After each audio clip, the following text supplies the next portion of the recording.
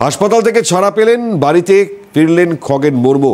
উত্তর মালদার বিজেপি সাংসদ তিনি বাড়িতে ইতিমধ্যে ফিরলেন। শনিবার শিলিগুড়ি থেকে সড়ক পথে মালদা এলেন। শোভক লাহিড়ী আরো রয়েছেন, বিস্তারিত জানাবেন আমাদেরকে। শোভক, কি জানা যাচ্ছে, কেমন রয়েছেন সাংসদ?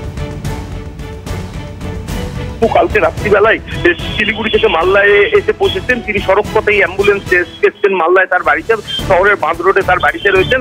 ডাক্তার তাকে আপাতত কথা বলতে বারণ করেছে এবং তার তোয়াল রীতিমতো ক্ষতিগ্রস্ত হয়েছে বলে তাকে লিকুইড খাওয়ানো হচ্ছে। পরিবারের পক্ষ থেকে দাবি করা হয়েছে এই সময় যাতে অতিরিক্ত কেউ ভিড় না করে বাড়িতে।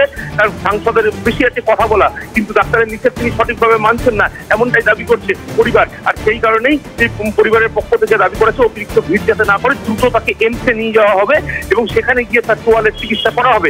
ইতিমধ্যে পরিবার জানিয়েছে তার অবস্থা আগের থেকে অনেকটা স্থিতিশীল। যদিও এই বিষয়ে সাংসদ খগেন মুর্মু অফিসিয়াল ভাবে তিনি সংবাদ মাধ্যমের সাথে কথা বলার সুযোগ পাননি, তবে তিনি বাড়িতেই রয়েছেন এবং পরিবারের সাথেই রয়েছেন। ধন্যবাদ শোভক। কথা বলছিলেন আমাদের প্রতিনিধি শোভক লাহিড়ীর সঙ্গে। সাংসদ তার স্ত্রী কি বলছেন শুনুন।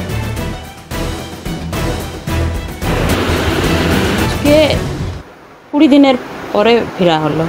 কেমন আছেন এখন? একটু সামান্য কমেছে, এখনও ব্যথা আছে।